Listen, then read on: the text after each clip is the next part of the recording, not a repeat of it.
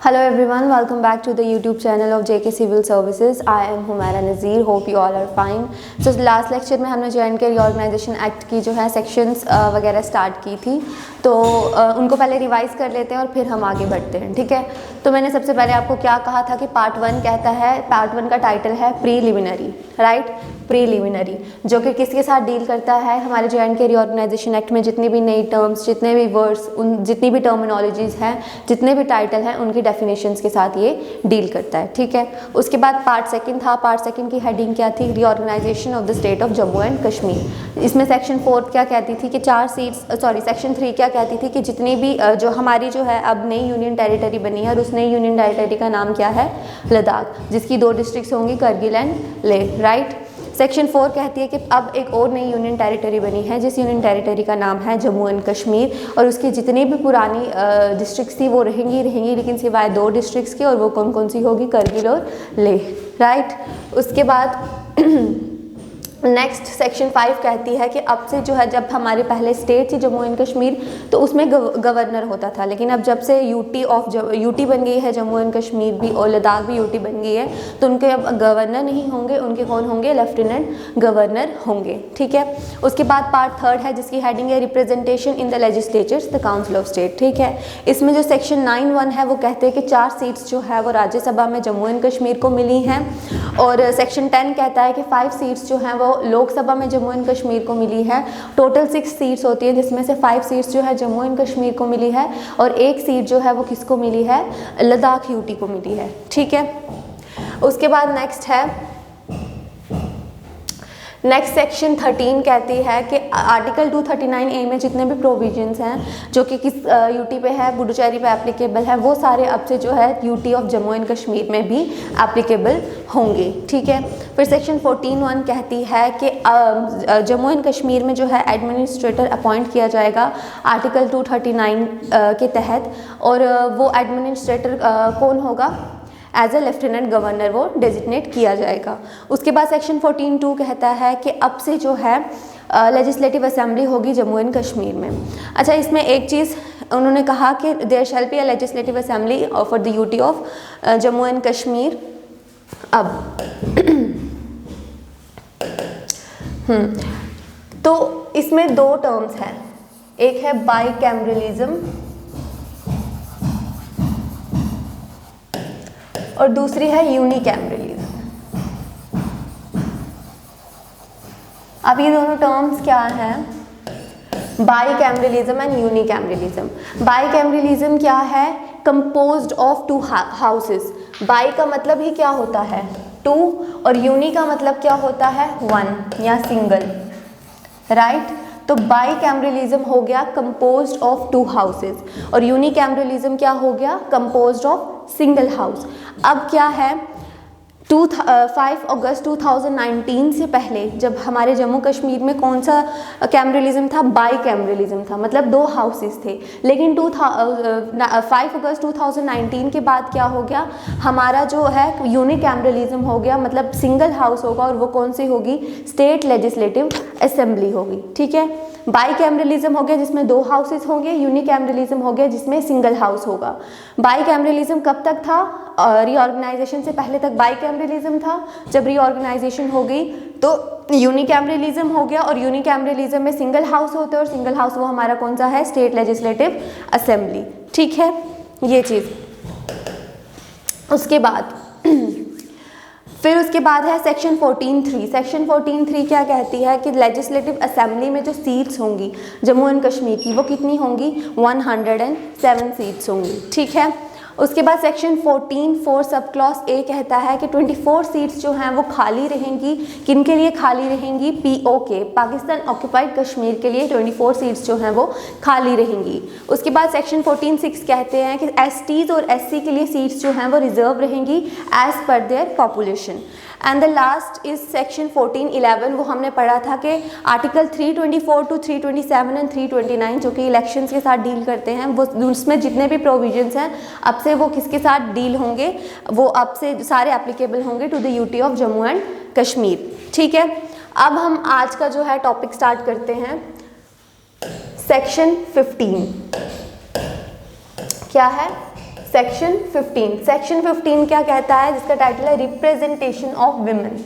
ठीक है, सेक्शन 15 कहता है रिप्रेजेंटेशन ऑफ विमेन, मतलब कि जो हमारे लेफ्टिनेंट गवर्नर हैं वो 2 विमेन को नॉमिनेट करेंगे सो दैट वो क्या करेंगे, अपनी रिप्रेजेंटेशन देंगी। ठीक है, मतलब रिप्रेजेंटेशन ऑफ वुमेन के लेजिस्लेटिव असेंबली में जो है हमारे लेफ्टिनेंट गवर्नर 2 विमेन के लिए सीट्स जो है रिजर्व होंगी और 2 वुमेन जो हैं वो क्या करेंगी, as a representative legislative assembly में रहेंगी। ये कहता है सेक्शन 15।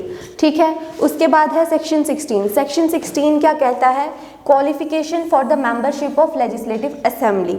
सेक्शन 16 डील करता है कि लेजिस्लेटिव असेंबली का मेंबर बनने के लिए, उसकी मेंबरशिप लेने के लिए क्या क्वालिफिकेशन आपको चाहिए।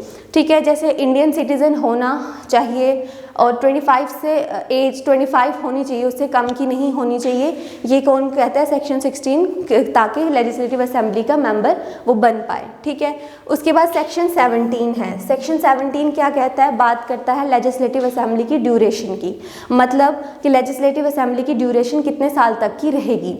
अब और रीऑर्गेनाइजेशन से पहले तक जो ड्यूरेशन थी लेजिस्लेटिव असेंबली की वो कितने साल की थी। जम्मू एंड कश्मीर ही एक ऐसी स्टेट थी जिसमें लेजिस्लेटिव असेंबली की जो ड्यूरेशन थी वो थी 6 साल की, राइट। 6 ईयर्स का जो है टेन्योर था। और अब जो है रीऑर्गेनाइजेशन के बाद से क्या हो गया है, जो टेन्योर है वो 5 साल का हो गया। मतलब अब से क्या होगा, लेजिस्लेटिव असेंबली की जो ड्यूरेशन रहेगी वो रहेगी 5 साल from the date of meeting, मतलब लेजिस्लेटिव असेंबली की जो पहली मीटिंग होगी उधर से लेकर आने वाले 5 सालों तक का टेन्योर रहेगा। ये कहता है सेक्शन 17। ठीक है, उसके बाद सेक्शन 17(1) क्या कहता है, प्रोक्लेमेशन ऑफ इमरजेंसी, आर्टिकल 352, मतलब कि अगर इमरजेंसी लग जाती है। ठीक है, इमरजेंसी कब लगेगी, एक्सटर्नल वॉर्स के एग्रेशन के दौरान, या अगर कभी वॉर होगी तो उस दौरान पे क्या है, इमरजेंसी लग जाएगी। और इमरजेंसी लगेगी तो क्या होगा, जो लेजिस्लेटिव असेंबली का टेन्योर है, जो ड्यूरेशन है वो एक्सटेंड भी हो सकती है। मतलब अगर 5 साल का है तो मतलब 1 साल तक के लिए वो एक्सटेंड और हो सकती है। इन आर्टिकल 352 ये कहा है। ठीक है, extension of the term of legislative assembly, और ये लगाएगा कौन, बाय द प्रेसिडेंट। प्रेसिडेंट जो है टर्म को बढ़ा सकता है और 1 साल से ज़्यादा तक का जो है टाइम नहीं होना चाहिए। 1 साल तक के लिए जो है एक्सटेंड हो सकती है, उससे ज़्यादा तक के लिए नहीं, अगर नेशनल इमरजेंसी लगती है तो। ये डील करती है सेक्शन 17(1). ठीक है, उसके बाद नेक्स्ट है सेक्शन 19(1). सेक्शन 19(1) क्या कहता है, speaker and deputy speaker of legislative assembly, मतलब क्या होगा, असेंबली जो है 2 मेंबर्स को चूज़ करेगी असेंबली के लिए, और वो कौन होंगे 2 मेंबर, स्पीकर और डिप्टी स्पीकर। ठीक है, सेक्शन 19(1) कहता है कि स्पीकर और डिप्टी स्पीकर, जो speaker and deputy speaker of legislative assembly, मतलब असेंबली 2 मेंबर्स को चूज़ करेगी असेंबली के लिए, और वो कौन से होंगे, स्पीकर और और डिप्टी स्पीकर। ठीक है, उसके बाद है सेक्शन 22। सेक्शन 22 क्या कहता है कि every minister and the advocate general for the UT of Jammu and Kashmir shall have the right to speak and participate in the proceedings of the legislative assembly. मतलब सेक्शन 22 कहता है कि हर कोई मिनिस्टर, हर कोई advocate general UT of Jammu and Kashmir के लिए, उनके पास जो है राइट है बोलने का, और उनके पास ये भी हक है कि अगर लेजिस्लेटिव असेंबली की कोई भी मीटिंग्स हैं, कोई भी प्रोसीडिंग्स हैं, उनमें पार्टिसिपेट करने का भी मिनिस्टर और एडवोकेट जनरल को हक है, और उनको बोलने का भी हक है। But they have no right to vote, वो वोट नहीं कर सकते हैं, बोल सकते हैं और साथ में पार्टिसिपेट कर सकते हैं लेजिस्लेटिव असेंबली की मीटिंग्स हो या प्रोसीडिंग्स हो उनमें। ठीक है, और एडवोकेट जनरल क्या है, एडवोकेट जनरल जो है हाईएस्ट लॉ मेकिंग ऑफिसर है, हाईएस्ट लॉ मेकिंग ऑफिसर है किसका, UT of Jammu and Kashmir का। ये इंपॉर्टेंट पॉइंट, इसको याद रखना, advocate general is the highest law making officer for the UT of Jammu and Kashmir. ठीक है, और क्या है मिनिस्टर, और सेक्शन 22 क्या कहता है कि हर मिनिस्टर और एडवोकेट जनरल के पास हक है कि वो बोल सकते हैं, और उनके पास हक है कि वो लेजिस्लेटिव असेंबली की मीटिंग्स में, उनकी प्रोसीडिंग्स में हिस्सा ले सकते हैं, पार्टिसिपेट कर सकते हैं, but they have no right to vote, वो वोट नहीं कर सकते। और एडवोकेट जनरल जो है वो सबसे हाईएस्ट लॉ मेकिंग ऑफिसर है किसका, for the UT of Jammu and Kashmir. ठीक है, उसके बाद नेक्स्ट है सेक्शन 27(1). ठीक है, सेक्शन 27(1) क्या कहती है? Disqualification for membership. अगर लेजिस्लेटिव असेंबली की मेंबरशिप से किसी को डिसक्वालीफाई करना है तो वो कौन सी सेक्शन डील करेगी? सेक्शन 27(1).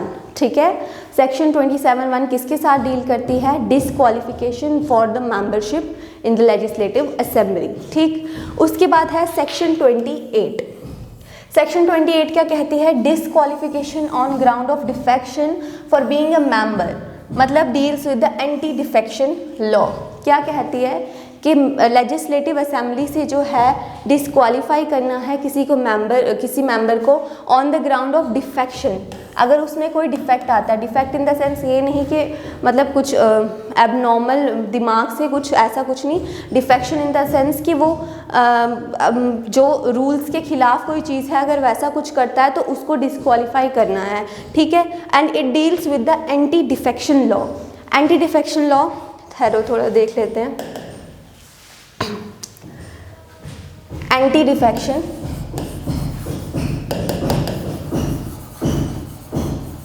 लॉ, ठीक है। अब ये एंटी डिफेक्शन लॉ जो है किसमें मेंशन है? शेड्यूल 10 में। जो शेड्यूल 10 है उसमें मेंशन है एंटी डिफेक्शन लॉ। ठीक है, और शेड्यूल 10 के हिसाब से एंटी डिफेक्शन लॉ में क्या होगा कि अगर किसी मेंबर को आपको लेजिस्लेटिव असेंबली से जो है मेंबरशिप से हटाना है, डिसक्वालीफाई करना है, सो क्योंकि उसमें डिफेक्ट आया है, तो वो जो पावर होंगी वो पावर जो है वो किसके हाथ में है? The power lies in the hand of presiding officer. Presiding officer, ठीक है। और प्रिसाइडिंग ऑफिसर कौन है? प्रिसाइडिंग ऑफिसर है स्पीकर। कौन है? स्पीकर। ठीक है, क्या बोल रहा है कि जो शेड्यूल 10 है उसके अंडर आता है एंटी डिफेक्शन लॉ, और एंटी डिफेक्शन लॉ शेड्यूल 10 के अंदर आता है, और उसमें कहते हैं कि अगर किसी को लेजिस्लेटिव असेंबली की मेंबरशिप से जो है डिसक्वालीफाई करना है, और इसीलिए डिसक्वालीफाई करना है क्योंकि उनके अंदर डिफेक्ट आया है, मतलब उन्होंने कोई काम ऐसा किया है जो कि रूल्स के अगेंस्ट है, तो वो डिसक्वालीफाई करने की जो पावर है वो किसके हाथ में है? वो किसके हाथ में है? प्रिसाइडिंग ऑफिसर के हाथ में है। और प्रिसाइडिंग ऑफिसर कौन है? प्रिसाइडिंग ऑफिसर जो है वो होगा स्पीकर। ठीक है, स्पीकर जो होगा वो प्रिसाइडिंग ऑफिसर होगा। ठीक है, और ये एंटी डिफेक्शन लॉ है किस शेड्यूल में मेंशन है? शेड्यूल 10 में मेंशन है। ठीक है, उसके बाद तो ये कौन बोल रहा है? सेक्शन 28। सेक्शन 28 कह रही है कि disqualification on grounds of defection, मतलब अगर डिफेक्ट आता है तो डिसक्वालीफाई कर देंगे उसको मेंबरशिप से, और वो करेगा कौन? स्पीकर करेगा, जो कि प्रिसाइडिंग ऑफिसर है। उसके बाद है सेक्शन 32(1). सेक्शन 32(1) क्या कह रहा है? एक्सटेंट ऑफ लेजिस्लेटिव पावर, मतलब कि जो लेजिस्लेटिव असेंबली है उनके पास पावर है कि वो कोई भी लॉ जो है जो कि किस सब्जेक्ट्स में मेंशन है? स्टेट लिस्ट के सब्जेक्ट्स में जो मेंशन है, और स्टेट लिस्ट 7th शेड्यूल में ये जो है पावर्स मेंशन है। 7th शेड्यूल्स क्या कहता है? Divisions of power between centre and state. रुको, शेड्यूल 7 क्या कहता है? Division of power between centre and state. ठीक है, मतलब कि जो भी पावर है कि लॉज बनाने हैं या कुछ भी, वो कौन से शेड्यूल में मेंशन है? शेड्यूल 7 में मेंशन है, और उन पावर्स को जो है डिवाइड किया है स्टेट लेवल पर और यूनियन लेवल पर, मतलब सेंटर लेवल पर। ठीक है, तो जितने भी सेंटर लेवल की लिस्ट में जो सब्जेक्ट्स प्रेजेंट होंगे वो उनके ऊपर लॉज बनाना जो है वो पावर किसके हाथ में है? वो पावर है पार्लियामेंट के हाथ में। ठीक है, लॉ मेकिंग बॉडी। ठीक है, पार्लियामेंट के हाथ में है कि सेंटर लिस्ट में जो सेंटर लिस्ट जो यूनियन लिस्ट है उसमें जो भी सब्जेक्ट्स मेंशन है, अगर उसके ऊपर आपको कोई भी लॉ बनाना है तो वो लॉज जो है पार्लियामेंट इम्प्लीमेंट या पार्लियामेंट जो है फ्रेम कर सकता है। और जो स्टेट लिस्ट में सब्जेक्ट्स मेंशन हैं, स्टेट लिस्ट स्टेट लिस्ट में जो सब्जेक्ट्स मेंशन हैं, अगर उनके ऊपर कोई भी लॉ बनाना है तो वो लॉ जो हैं वो कौन बनाएंगे? वो लॉज जो हैं स्टेट लेजिस्लेटिव असेंबली बनाएगी इन नॉर्मल सर्कमस्टांसेस। अगर नॉर्मल सिचुएशन है तो स्टेट लेजिस्लेटिव असेंबली जो है स्टेट लिस्ट के ऊपर बनाएगी लॉज, ठीक है। सिवाय लेकिन दो चीज़ों के, एंट्रीज 1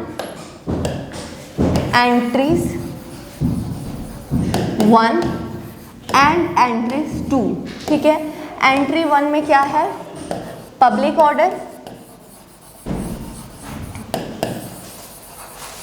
और एंट्री 2 में क्या है? पुलिस ऑर्डर, ठीक है। इन दोनों चीज़ों को छोड़कर, इन दोनों ऑर्डर्स को छोड़कर बाकी जितने भी स्टेट लिस्ट में जो भी सब्जेक्ट्स मेंशन है उनके ऊपर लॉस जो हैं वो स्टेट लेजिस्लेटिव असेंबली ही फ्रेम करेगी, लेकिन सिवाय एंट्रीज 1 और एंट्री 2 को छोड़ के। एंट्रीज 1 में आ जाता है पब्लिक ऑर्डर और एंट्री 2 में आ जाता है पुलिस ऑर्डर, ठीक है। और ये किस में सब मेंशन है? शेड्यूल 7 में मेंशन है पावर्स के बारे में, डिवीजन ऑफ पावर्स के बारे में, ठीक है। तो सेक्शन 32 क्या कहती है? सेक्शन 32 कहती है कि लेजिस्लेटिव असेंबली के पास पावर है कि वो कोई भी लॉ जो है स्टेट लिस्ट में जो है सब्जेक्ट्स जो मेंशन है उनके ऊपर बना सकते हैं। और ये किस में मेंशन है? शेड्यूल 7 में मेंशन है, सिवाय दो एंट्रीज के, एंट्रीज 1 एंड एंट्रीज 2, और उनका नाम क्या है? Public order and police order, ठीक है। ये है सेक्शन 32(1). अब सेक्शन 35, सेक्शन 35 क्या कहती है? Inconsistency between laws made by parliament and laws made by legislative assembly. Inconsistency क्या हो गया? चेंजेस, ठीक है।